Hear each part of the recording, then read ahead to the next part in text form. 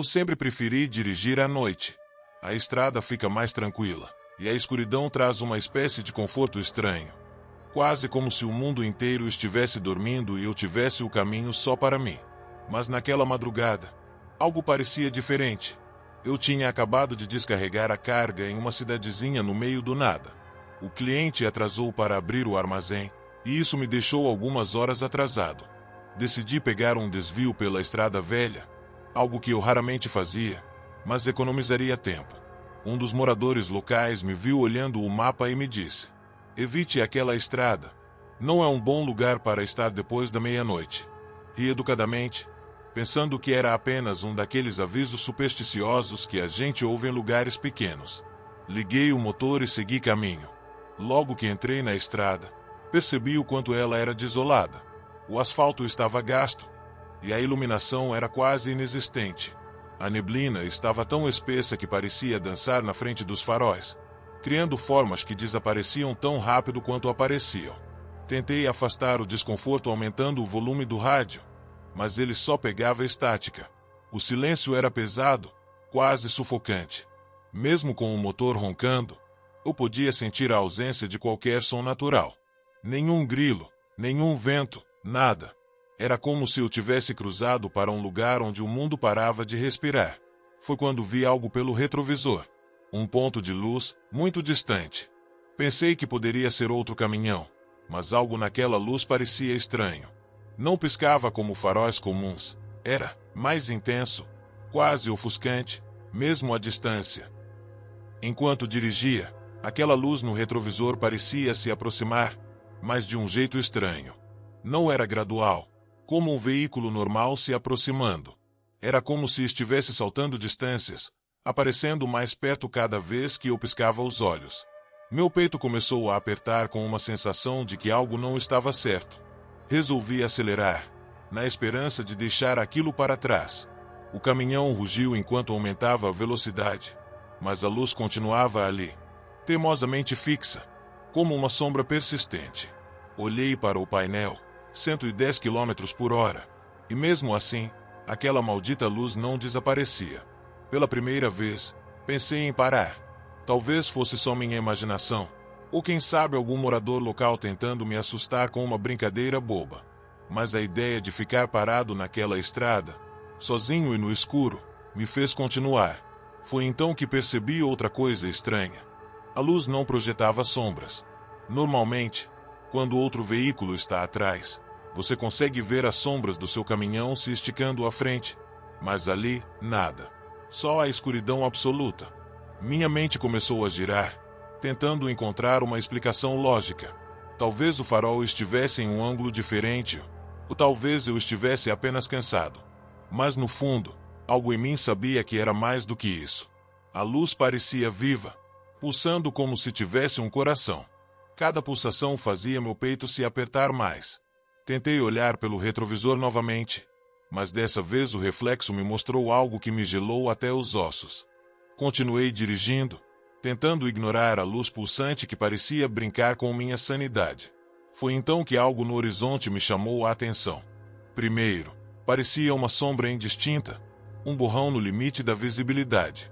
Mas, conforme o caminhão avançava, tornou-se claro. Uma figura estava no meio da estrada. Frenético, pisei no freio, e o som dos pneus rangendo ecoou pela imensidão da noite. O caminhão estremeceu, lutando contra a força do movimento, e parou a poucos metros da figura. Meu coração martelava no peito. Era uma mulher. Ela estava parada ali, imóvel, como uma estátua esculpida na escuridão. Seu vestido branco estava sujo, com manchas escuras que poderiam ser lama, ou algo pior. Seus cabelos eram longos e desgrenhados, caindo sobre o rosto, que eu mal conseguia ver. Você está bem? Gritei pela janela, minha voz saindo mais trêmula do que eu queria. Mas ela não respondeu. Ela começou a andar lentamente em minha direção, e eu senti cada músculo do meu corpo se enrijecer. Sua movimentação era estranha, como se cada passo fosse um esforço sobrenatural, como uma marionete sendo puxada por fios invisíveis. Quando ela chegou mais perto, finalmente vi seu rosto, ou melhor, o vazio onde ele deveria estar. Não havia olhos, boca ou nariz, Apenas uma lisura perturbadora, como se alguém tivesse apagado suas feições com uma borracha. Fiquei paralisado, incapaz de desviar o olhar. Foi então que ouvi algo no rádio, que eu tinha certeza de estar desligado. Uma voz baixa, quase um sussurro, dizia: "Você não deveria ter parado." A voz no rádio repetiu as palavras com mais clareza. "Você não deveria ter parado." Era um tom baixo, quase gutural, que me fez arrepiar da cabeça aos pés. O rádio estava desligado. Eu sabia disso. O botão de volume não estava girado, e a luz indicadora não piscava. Tentei recuar, engatar a ré e fugir daquele lugar, mas o caminhão não respondia. O motor roncava, como se algo o segurasse, forçando-o a permanecer ali. A mulher, ou aquilo que eu achava ser uma mulher, começou a se mover ao redor do caminhão, seus passos ecoando no asfalto de maneira antinatural. De repente, o rádio voltou à vida, emitindo um som estático que parecia encher a cabine. As palavras se misturavam com o ruído, formando frases que eu mal conseguia compreender. Algo sobre "a estrada não perdoa, os que param nunca saem." Então, ouvi um baque surdo no teto da cabine. Algo pesado tinha caído sobre o caminhão. Olhei pelos espelhos retrovisores, mas tudo que vi foi o reflexo do vazio infinito ao meu redor. Meu instinto era sair dali, correr, mas minhas mãos tremiam tanto que mal conseguiam segurar o volante. O som do metal sendo arranhado começou a ressoar. Era lento, metódico, como unhas passando pela lataria, acompanhadas por uma risada baixa e sinistra. Foi quando a voz no rádio gritou com força total: "Corra!" E, naquele momento, a figura apareceu novamente diante do caminhão, agora ainda mais próxima, e com algo que se assemelhava a um sorriso distorcido onde antes não havia rosto. A figura desapareceu tão rápido quanto surgiu, e o rádio ficou em silêncio absoluto. Aproveitei aquele momento de aparente calmaria e tentei engatar a marcha novamente. Para minha surpresa, o caminhão respondeu. Respirei fundo, tentando recuperar o controle, e acelerei, fugindo daquele trecho de estrada. Mas o alívio durou pouco.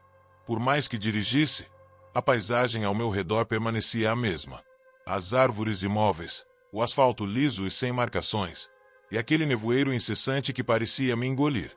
O marcador de quilometragem no painel não saía do lugar, como se eu estivesse preso em algum tipo de loop infinito.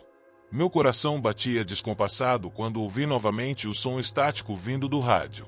Desta vez, não era uma voz, mas algo pior.